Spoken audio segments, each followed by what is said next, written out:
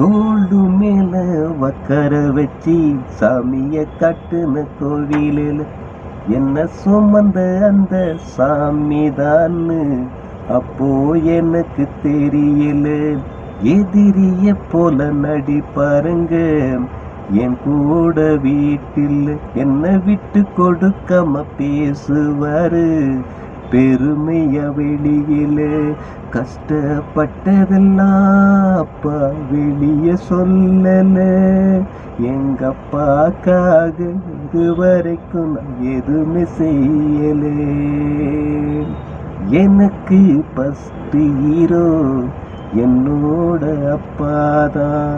அப்பா சொல்ல கேட்டனாக்கா போக மாட்டேன் தப்பாதான். கோபமா திட்டினா கூட பாசம் ரொம்ப அதிகங்க.